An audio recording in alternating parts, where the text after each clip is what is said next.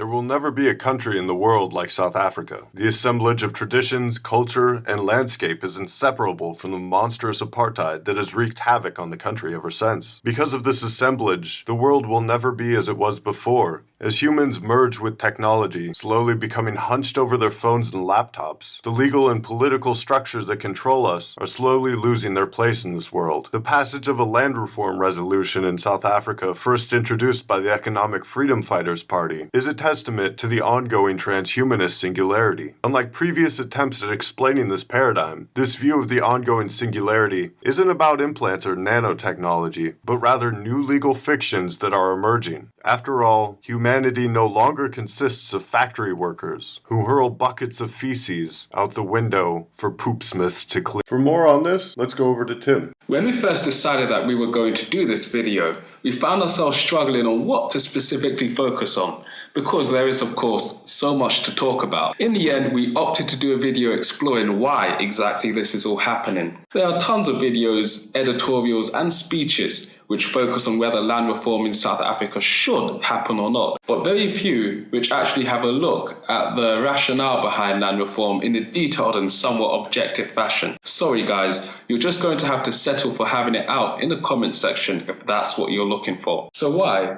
Why is it that all of a sudden the Rainbow Nation now seems to be going in the direction of Zimbabwe? Well, before we get into it all, here's some history. While Dutch settlers first set foot in what is now known as South Africa in 1652, it wasn't actually until 1913 with the Native Lands Act that the ruling white government moved to formally go about stripping the native populations of their ability to access, use and own land within the country. The act reserved 7.5% of the nation's land for African ownership, in effect setting aside over 80% of the land for the white population, who at the time only accounted for approximately 20% of the total population. And perhaps more importantly, the act also forbade the purchase of land across different races. So what this meant was that whites were not allowed to buy up land set aside for the non-white population. But on the flip side, these very same Africans were also barred from purchasing land set aside for whites, i.e. most of the country, essentially pigeonholing them. The law itself marks as the foundation of what later came to be known as the apartheid,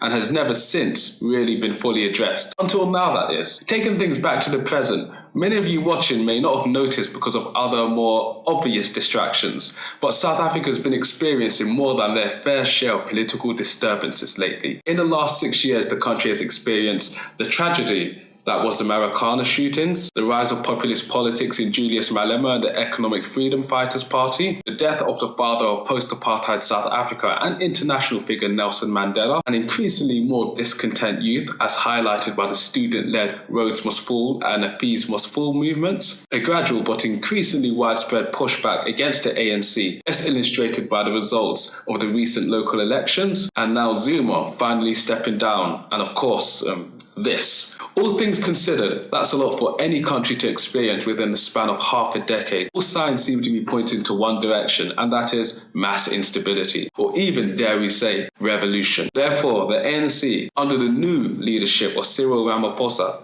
could be pushing for land reform of farmland mainly as a means of preserving the political power of the ANC and general stability across South Africa, especially in light of the coming general elections. Going beyond the politics of it all, there are some other reasons which may suggest that something along these lines actually does need to happen though. With a Gini coefficient score of 0.69 in 2014, South Africa stands as one of the most economically unequal countries in the world. That's right, more income inequality lies here than in countries such as the United States, Brazil, China, Russia and most other countries. The list really does go on.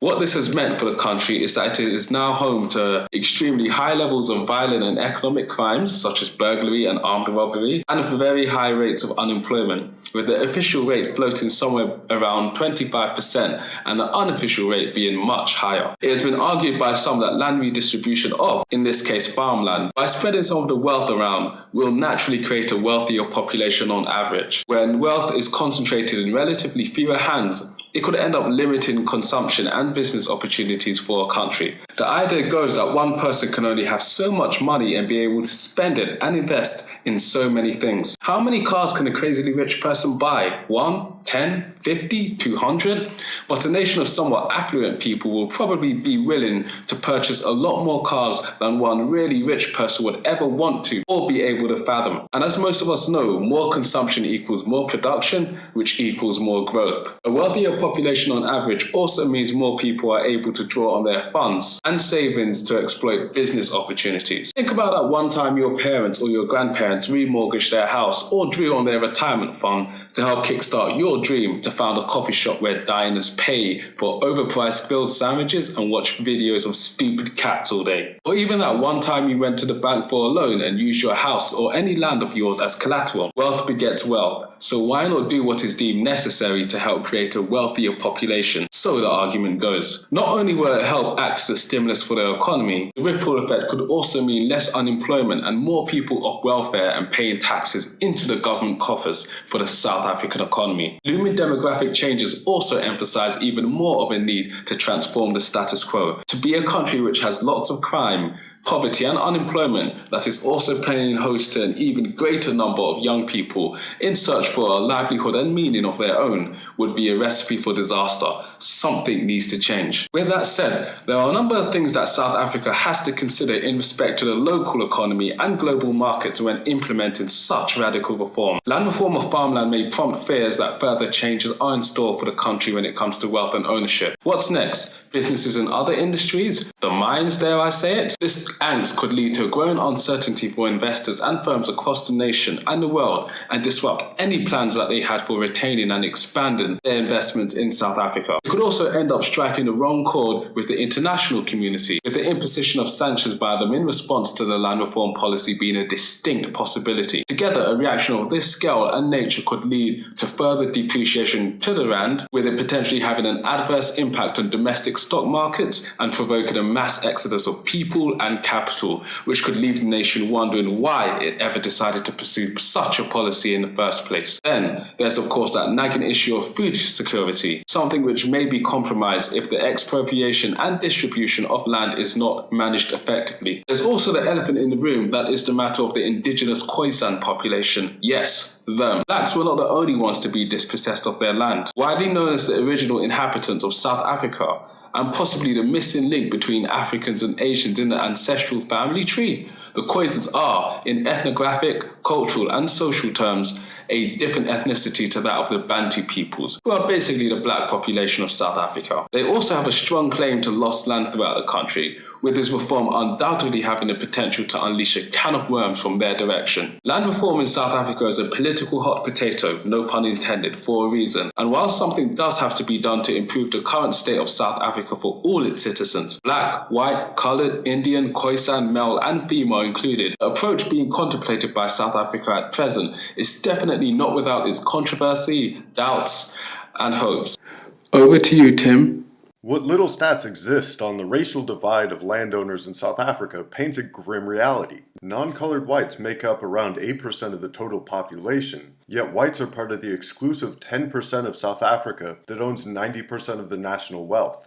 Even conservative estimates suggest that 80% of the majority blacks only own 40% of the nation's farmlands. What's most troubling and far more telling is the government stat that says just more than 2% of the land seized during apartheid has been returned. This could be because of government inefficiency or outside influence, but it still goes to show how hard the process of land reform is. The inequality of land and capital play into each other as well, and continues to decimate the black Africans. When we're talking about a strong majority of the population, the 80% of black Africans in South Africa, we are talking about the masses that mandate the government to rule. This is one facet of cipherism, whereas the mandate is just assumed rather than earned.